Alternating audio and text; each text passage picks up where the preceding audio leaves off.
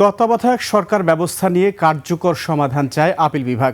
ত্রয়োদশ সংশোধনী সংক্রান্ত রিভিউ শুনানিতে এই কথা বলেন প্রধান বিচারপতি। পরে আপিলের অনুমতি দিয়ে শুনানির জন্য ২১ অক্টোবর দিন ধার্য করেছেন সর্বোচ্চ আদালত। বিস্তারিত শাকেরা আরজু রিপোর্টে।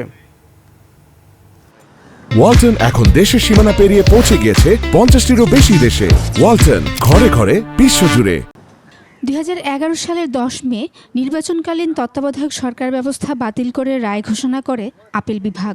এরপর সংসদে আনা হয় পঞ্চদশ সংশোধনী।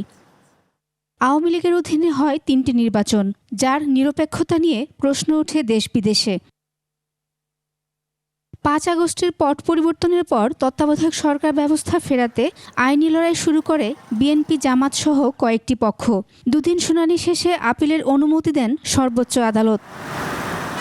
শুনানিতে প্রধান বিচারপতি বলেন, সাময়িক নয়, তত্ত্বাবধায়ক সরকার ব্যবস্থা নিয়ে কার্যকর সমাধান চায় আপিল বিভাগ। যে এটা লিভ গ্রান্ট করে তারপরে শোনা উচিত, সিদ্ধান্ত দেওয়া উচিত। এ কারণে ওনারা লিভ গ্রান্ট করছেন, আমরা এতে অখুশি না। তত্ত্বাবধায়ক সরকার বাতিল করে যে রায় হয়েছে সেই রায় বাতিল করে বাংলাদেশের মানুষের গণতন্ত্রের দ্বার উন্মোচন করে দেওয়া। প্রধান বিচারপতি প্রশ্ন তুলেন, যদি এখন তত্ত্বাবধায়ক ফিরিয়ে দেয়া হয়, এটি কবে থেকে কার্যকর হবে? জবাবে অ্যাটর্নি জেনারেল বলেন, নির্বাচনকালে তত্ত্বাবধায়ক সরকার ব্যবস্থা কিভাবে কার্যকর হবে আপিল বিভাগ চাইলে নতুন করে পর্যবেক্ষণ দিতে পারে।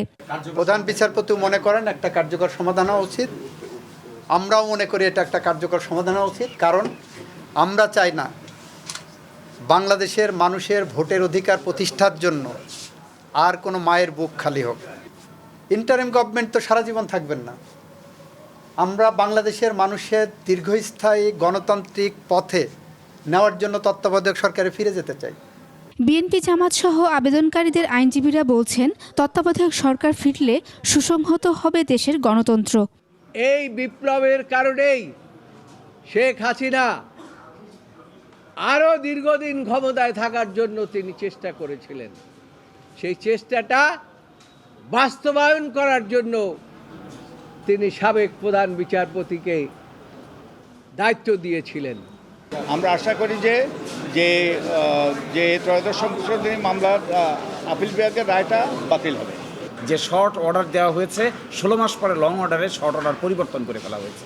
এটা দেখলেই বোঝা যায় এটার নাম হলো error apparent on the face of the record. তত্ত্বাবধায়ক সরকারের অধীনে দেশে 4টি জাতীয় সংসদ নির্বাচন হয়, যা গ্রহণযোগ্যতা পায় দেশে বিদেশে। শাকেরা আরজু, 21 টেলিভিশন, ঢাকা।